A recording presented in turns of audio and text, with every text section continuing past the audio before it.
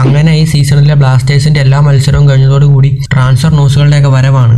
ബ്ലാസ്റ്റേഴ്സിന്റെ കാര്യമായതുകൊണ്ട് തന്നെ ഏതാണ് ഫേക്ക് ഏതാണ് ട്രൂ എന്നൊന്നും പറയാൻ കഴിയില്ല. ഇപ്പോൾ വരുന്ന വാർത്ത നോക്കുകയാണെങ്കിൽ പ്രബീർ ദാസിനെയും പ്രീതം കോട്ടാലിനെയും പറ്റിയുള്ളതാണ്. ആ ഒരു വാർത്ത നോക്കുകയാണെങ്കിൽ ബ്ലാസ്റ്റേഴ്സ് പ്രീതം കോട്ടാലിനെയും പ്രബീർ ദാസിനെയും റിലീസ് ചെയ്യാൻ പോവുകയെന്നാണ് ആ വാർത്ത. ബ്ലാസ്റ്റേഴ്സ് പ്രബീർ ദാസിനെ കഴിഞ്ഞ വർഷം ബംഗളൂരു FC-യിൽ നിന്നാണല്ലോ സൈൻ ചെയ്തത്. പക്ഷേ പ്രബീർ ആദ്യ മത്സരങ്ങളിൽ നന്നായി കളിച്ചെങ്കിൽ പോലും പിന്നീട് അങ്ങോട്ട് അത്ര മികച്ച പ്രകടനം കാഴ്ചയൊക്കെ പ്രബീർ സാധിച്ചില്ല. കുറെ മിസ്റ്റേക്കുകളൊക്കെ ഓരോ മത്സരത്തിലും പ്രബീർ വരുത്തുന്നുണ്ടായിരുന്നു. അതുകൊണ്ടായിരിക്കും ഇവൻ അവസാന മത്സരങ്ങളിൽ പോലും പ്രബീർ ദാസിന് അവസരം കൊടുക്കാതിരുന്നത്.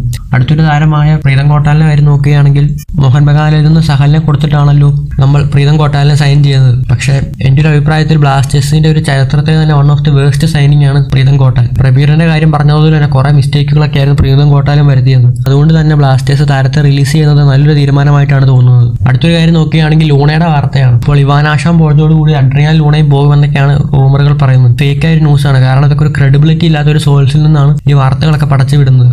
ഇത് വിഷയത്തിൽ വീഡിയോ ചെയ്യാൻ കുറെ യൂട്യൂബേഴ്സും ഇനിയും പല താരങ്ങളുടെ പേരിൽ ഇങ്ങനെ പല റൂമറുകളിലും വരും. ക്രെഡിബിൾ ആയ സോഴ്സിൽ നല്ല വരുന്നതെങ്കിൽ ഇത് വിശ്വസിക്കാതിരിക്കുന്നതാണ് നല്ലത്. നിങ്ങളുടെ അഭിപ്രായം കാര്യങ്ങളൊക്കെ കമന്റ് ആയിടുക. മറ്റൊരു വീഡിയോ വീണ്ടും കാണാം.